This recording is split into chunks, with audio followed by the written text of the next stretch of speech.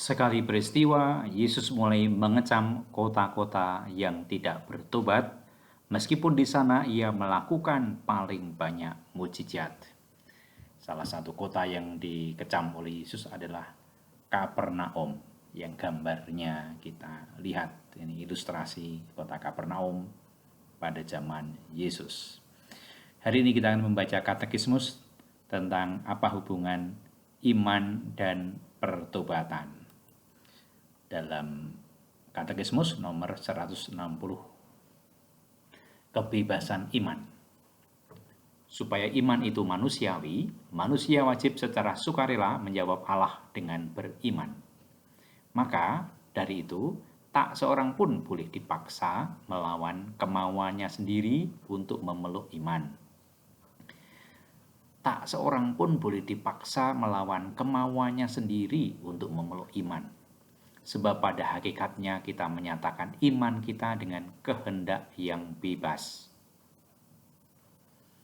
Allah memanggil manusia untuk mengabdi dirinya dalam roh dan kebenaran. Maka ia juga terikat dalam suara hati, tetapi tidak dipaksa. Adapun itu nampak paling unggul dalam Kristus Yesus.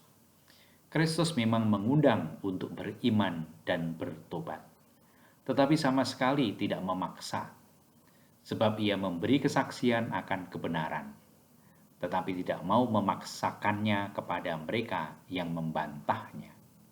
Kerajaannya tidak dibela dengan menghantam dengan kekerasan, tetapi dikukuhkan dengan memberi kesaksian akan kebenaran serta mendengarkannya.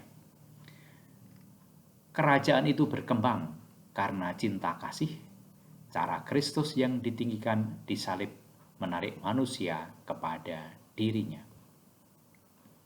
Perlunya iman. Percaya akan Yesus Kristus dan akan Dia yang mengutusnya demi keselamatan kita adalah perlu supaya memperoleh keselamatan. Karena tanpa iman, tidak mungkin orang berkenan kepada Allah dan sampai kepada persekutuan anak-anaknya. Maka tidak pernah seorang pun dibenarkan tanpa Dia, dan seorang pun tidak akan menerima kehidupan kekal kalau ia tidak bertabahan sampai akhir dalam iman. Ketabahan dalam iman. Iman adalah satu anugerah rahmat yang Allah berikan kepada manusia.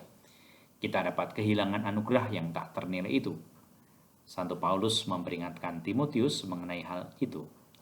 Hendaklah engkau memperjuangkan perjuangan yang baik dengan iman dan hati nurani yang murni.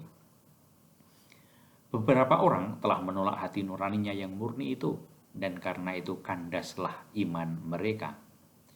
Supaya dapat hidup dalam iman, dapat tumbuh dan dapat bertahan sampai akhir, kita harus memupuknya dengan sabda Allah dan minta kepada Tuhan supaya menumbuhkan iman itu. Ia harus bekerja oleh kasih, ditopang oleh pengharapan, dan berakar dalam iman dan gereja. Demikian saudara-saudari pembacaan katekismus tentang kebebasan iman. Dan iman itu manusiawi. Dengan iman kita menjawab Allah yang menyatakan dirinya dalam Yesus.